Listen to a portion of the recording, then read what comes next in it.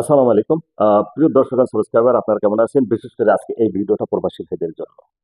আপনারা যারা প্রবাসে আছেন বিভিন্ন দেশে ইউরোপ, আমেরিকা, মধ্যপ্রাচ্য, অস্ট্রেলিয়া, কানাডা যে যেখানে আছেন প্রত্যেকের জন্য যার যার কাছে পৌঁছে অবশ্যই আমি মনে করি আপনাদের কিছু না কিছু উপকার হবে।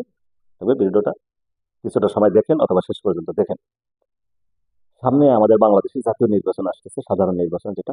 এই নির্বাচনের মাধ্যমে দেশের সরকার গঠিত হবে এবং এই সরকার গঠনে আপনার অংশগ্রহণ বাধ্যতামূলক।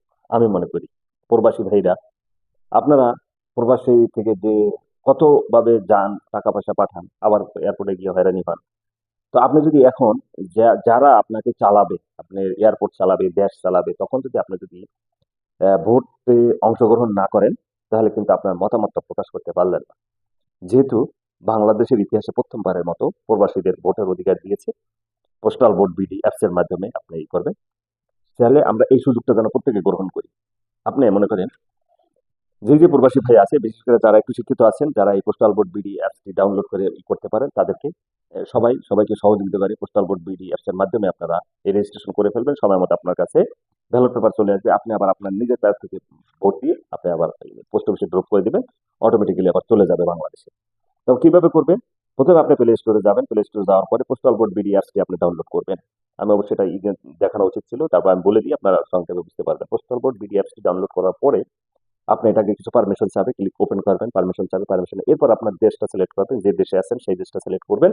সিলেক্ট করার পরে আপনি পরবর্তী স্টেপে চলে যাবেন। পরবর্তী স্টেপে চলে যাওয়ার পরে আপনার মোবাইল নাম্বার দিবেন এবং একটা পাসওয়ার্ড দিবেন। এটা একটা আইডি তৈরি করতে হবে। মোবাইল নাম্বারটা দিবেন এবং পাসওয়ার্ডটা দিয়ে আপনি ক্লিক করবেন। একটা আপনার কাছে একটা ওটিপি আসবে। ওটিপি আসার পরে আপনার এই একটা আইডি হয়ে গেল। এই মোবাইল নাম্বার এবং এই পাসওয়ার্ড দিয়ে আপনার এই পোস্টাল বিডি অ্যাপসটা পরবর্তী ওপেন হবে। তা আপনি এটা করার পরে আপনি আরো একটা স্টেপ সামনে যাবেন। সামনে যাওয়ার পরে আপনার বাংলাদেশি ঠিকানা বলতে একটা জিনিস আসবে। ওখানে দেখবেন বাংলাদেশে কোথায় গ্রাম ঘর, বাড়ি বাড়ি সমস্ত, ওইটা লাগবে না। নিচে একটা ঘর আছে, I am agree with all things, মানে এটা যা আছে আপনার কাছে, ওখানে ক্লিক করবেন। মানে এটা টিক মার্কের মতো আসবে। টিক মার্কের আসার পরে আপনি ওটা পরে নেক্সটে চলে যাবেন। নেক্সটে চলে যাওয়ার পরে আপনার আসবে কি এনআইডি। এনআইডির সামনের অংশটা, এনআইডির সামনের অংশ এবার স্ক্যান আসবে। ওখানে ধরবেন। ধরার পরে আপনি এইটা স্ক্যান নেবে। স্ক্যান নেওয়ার পরে আপনার ঠিকানা ডিটেইল চলে আসবে। চলে আসার পর আপনি আবার আরেকটা দেবেন কি, আপনার তখন আবার লাইভনেস চেক করবে যে আপনি আসলে তখন একটা আপনি মনে করেন ধরবেন মোবাইলটা এরকম, ধরেন এই যে মোবাইলটা আছে না, এখানে মোবাইলটা এরকম সামনে ধরবেন, তখন বলবে যে হাসেন বা ডাইনে তাকান বামে তাকান, আবার চোখে পলক দেন টিপ টিপ করে। এই চোখে পলক টলক দিবেন, তারপরে যেটা যেটা বলবে ওটা ওটা করবেন। করার পরে আপনি নেক্সটে চলে যাবেন। নেক্সটে চলে যাওয়ার পরে কি হবে, আপনার যেইখানে আপনি বসবাস করেন সেই ঠিকানাটা দিবেন, যাতে আপনার এই পোস্টাল বোর্ডটা যদি পাঠায় ব্যালট পেপারটা, সেটা যেন আপনার কাছে পৌঁছাতে পারে আপনার সেই নির্দিষ্ট ঠিকানায়, আপনি যেখানে বসবাস করেন যে এলাকায়। তো এরপর আপনি ওই ঠিকানাটা দিয়ে দেবেন, পোস্ট কোড সহ দিয়ে দিয়ে আপনি সাবমিট করে দিবেন। পরের ধাপে চলে যাবেন। আপনি দেখবেন অটোমেটিক্যালি এটা সাবমিট হয়ে গেছে। এরপর আপনার যেহেতু করে ফেলছেন, এরপর যদি কারেকশন থাকে পরবর্তীতে আপনাকে নোটিফিকেশন দিয়ে জানাবে অ্যাপসের মাধ্যমে।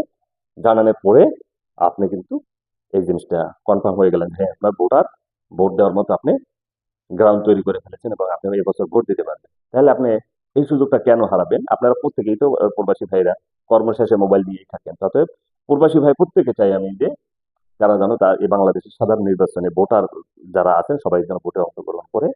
কারণ আপনার মতামত প্রকাশের সময় কিন্তু এখন। সময় ফুরিয়ে গেলে সাধন হবে না।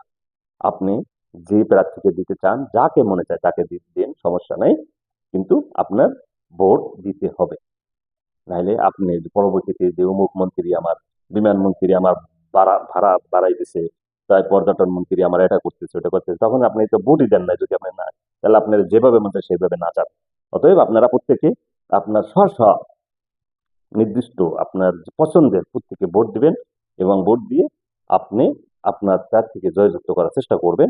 ভালো মানুষকে, যাদের ইতিহাস ঐতিহ্য ভালো আছে, যাদের কোনো ধান্দাবাজি, চান্দাবাজি, টেন্ডারবাজি এই সমস্ত কোনো খারাপ কাজের সাথে জড়িত নাই, নেশাখোর এরকম মানুষের সাথে এরকম কিছুর সাথে জড়িত, এরকম মানুষকে আপনি সিলেক্ট করবেন। এটা আমার থেকে সামান্য একটু পরামর্শ।